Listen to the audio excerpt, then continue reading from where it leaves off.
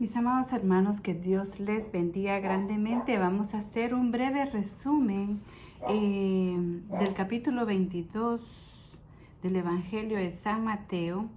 Vamos a hacer un resumen de los versículos 34 al 46, que esta vez vamos a terminar el capítulo. Es algo muy interesante lo que hemos ido aprendiendo en este capítulo 22.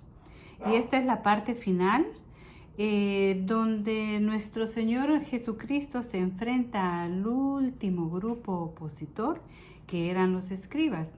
¿Y quiénes eran los escribas? Bueno, los escribas no eran muchos, y por lo difícil que era su profesión, por llamarlo así, porque un escriba era aquel que podía interpretar con fidelidad la Torá, porque era lo que ellos estudiaban, ¿verdad? Los primeros 5 libros de la Biblia que fueron escritos por Moisés, como es el Génesis, Éxodo, Levítico, Números y Deuteronomio. Y estos hombres lo estudiaban, lo sabían de memoria, lo interpretaban con una fidelidad extraordinaria.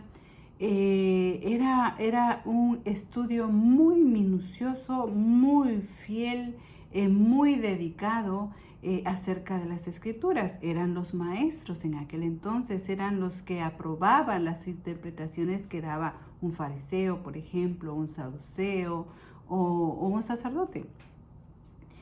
Y estos hombres, para ser llamados escribas, tenían que hacer una copia de la Torá con una exactitud, sin ningún error, fielmente, una traducción fielmente de las escrituras, una copia, ¿verdad? Era tanto el estudio que ellos lograban dominar de memoria esos 5 libros. Imagínense qué impresionante era. Y este grupo de hombres conocedores de la Torá,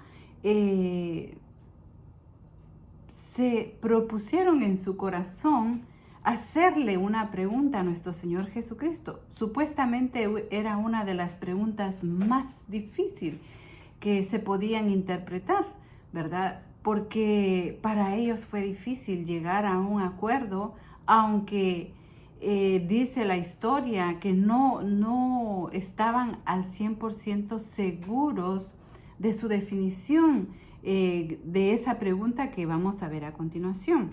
Pero antes de eso, yo quiero leerles el versículo 34, donde dice que entonces los fariseos, oyendo que había hecho callar a los saduceos, que era otro grupo, que eran los que no creían en la resurrección, se juntaron a una. ¿Qué quiere decir eso? Todos ellos no se llevaban entre sí, pero aquí se unieron con un solo propósito. ¿Y cuál era ese propósito? Destruir a Jesús, deshacerse de él, matarle, desaparecerlo, ¿verdad? Ese era el propósito que ellos tenían, y por eso se unieron. Es increíble.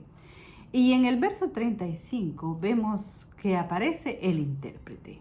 Y uno de ellos, intérprete de la ley, preguntó por tentarle. Ahí vemos la mala intención que ya tenía este ministro, porque eran los líderes de aquel entonces del pueblo de Israel. Y la pregunta que le hizo a nuestro Señor Jesucristo lo vemos en el versículo 36, que dice: ¿cuál es el gran mandamiento de la ley? Miren qué impresionante. Antes que todo, definamos qué es un mandamiento. Un mandamiento es una ley, es una regla, son instrucciones a obedecer que se tienen que cumplir sí o sí. Pero el mandamiento de las Escrituras es un mandamiento que no fue dado por hombres, fue dado por Dios.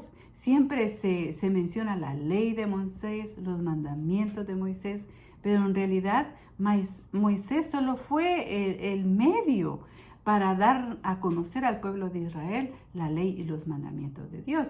Pero la ley y los mandamientos son establecidos y dictados por Dios. Y el mandamiento, Dios los puso con un propósito.